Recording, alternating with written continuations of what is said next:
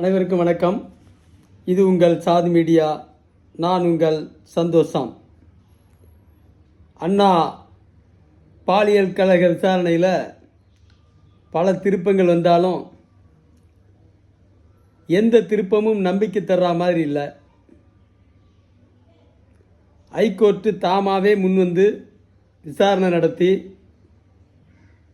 விசாரணை அதிகாரிகளாக 3 ஐபிஎஸ் பெண் அதிகாரிகளை நியமனம் பண்ணியிருக்காங்க. கவர்னரும் பல்கலைக்கழக வேந்தருமான RN ரவி அவர்களும் அண்ணா பாலியல் கழகத்திற்கு சென்று விசாரணை முடிச்சு வந்திருக்காரு. எடப்பாடியார் அவர்கள் மிகப்பெரிய போராட்டத்தையும் நடத்தி யார் அந்த சார் என்கிற பேரில் எல்லா பக்கமும் போஸ்டர், திரும்புகிற பக்கம்லாம் போஸ்டர் மயமாக இருக்குது. முன்னாள் கவர்னர் தமிழிசை அவர்களும் கூட ஒரு மிகப்பெரிய போராட்டத்தை நடத்தி கைதாகியிருக்காங்க. தமிழகமே கொந்தளிச்சு கிடக்குது. பெண் பிள்ளையை பெற்றவங்க நிலத்தடுமாறி நிற்கிறாங்க. இதில் அண்ணாமலை கூட தனக்குத்தானே சவுக்கடி கொடுத்து சாட்டையால் அடிச்சுக்கிட்டு நீதி கேட்டிருக்காரு. ஆனால் என்ன நிலைமை? திமுக தலைவர்களும் மந்திரிகளும் திமுக ஊடகங்களும் நக்கல் நையாண்டி பேசுகிறதுலையே குறியாக இருக்கான். பாதிக்கப்பட்ட பெண்ணையே இழிவுபடுத்துறதுலையும் அந்த பெண் மேலேயே குற்றச்சாட்டு சொல்கிறதுலையும் அவங்க ரொம்ப அக்கறையோடு இருக்காங்க. அந்த பெண் ஏன் 7 மணிக்கு மேலே போனாங்க? இதை கோர்ட்டே கண்டனம் தெரிவிச்சிருக்குது. 7 மணிக்கு மேலே போனாங்கன்னா அப்போ ஃபஸ்ட்டு ஷோ படம் விட்டால் மணி 9:30 மணி ஆகுமே, வீட்டுக்கு போக முடியாது. அப்போ 6 மணிக்காச்சு கேன்சல் பண்ணிட்டீங்களா? 2வது ஆட்டம் படத்தை விட்டு 12 மணிக்கு 1 மணிக்கு வீட்டுக்கு போனால் எத்தனை பேர் இதே மாதிரி ஆள் நின்னானா என்ன ஆகும்? சட்டம் ஒழுங்கு சீர்கெட்டு நிற்கிறத பற்றி கவலைப்படாமல், லஞ்ச ஊழலால் காவல்துறை நிலை கெட்டு நிற்கிறத பற்றி கவலைப்படாமல், அந்த இளம்பெண்ணை பற்றி விமர்சிக்கிறதுல குறியாக இருக்காங்க. அந்த இளம்பெண்ணை இந்த ராட்சசன் ஆடைகளை நீக்கி சொல்ல முடியாத அட்டூழியங்களை எல்லாம் செஞ்சதை நினச்சா நெஞ்சம் பதறுது.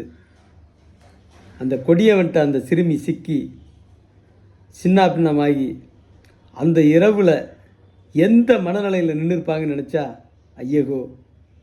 கலைஞர் இல்லை இந்த நேரத்தில் இந்த கொடூரங்களை எல்லாம் உடனடியாக நடவடிக்கை எடுக்க. வெறும் ஞானசேகரனா திமுககாரன் இவ்வளோ பெரிய முயற்சி எடுத்துருக்க மாட்டான். அவனை பாதுகாக்க முயற்சிக்க மாட்டான். பின்னாடி ஏதோ ஒரு பெரிய தலை இருக்கான். அது யாருன்னு தெரில. காம கொடூரன் ஞானசேகரனோட நேரடி தொடர்பில் அமைச்சர் இருந்திருக்காரு. இது வெளிப்படையாக தெரியுது.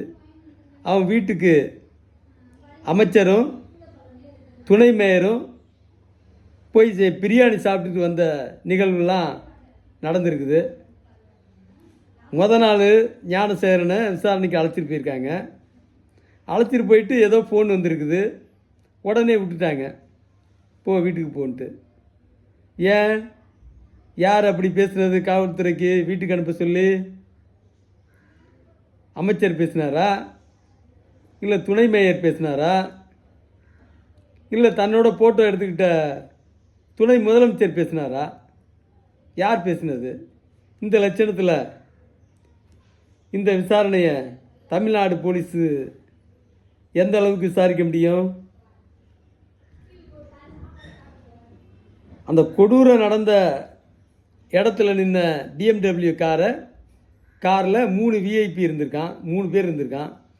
அது யாருன்னு கண்டுபிடிக்கிற திராணி இல்லை. அந்த சாருன்னு பேசியிருக்கான். அந்த சாருக்கு ஒத்துழைப்பு கொடுக்கணுன்ட்டு. யார் அந்த சாரு?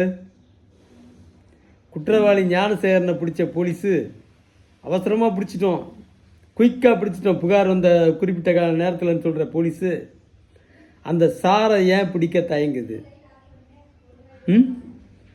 அந்த BMW காரில் இருந்த அந்த 3 விஐபிகளை பிடிக்கிறதுக்கு ஏன் தயங்குது?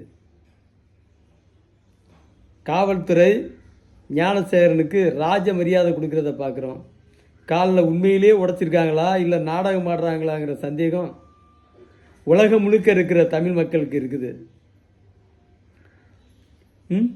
ராஜ மரியாதையோட சொகுசு வாகனத்தில் அழைச்சிட்டு போன அந்த கதையெல்லாம் பார்க்கும்போது, உட்கார வச்சிருந்ததை ஃபோட்டோவை பார்க்கும்போது காவல்துறை அப்படி ஒன்றும் நடவடிக்கை எடுக்கும் போல தெரியல.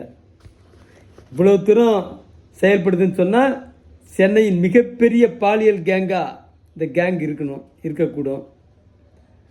இந்த வழக்கில் இன்னும் மிகப்பெரிய விஐபிகள் யாரோ சிக்கிறாங்க.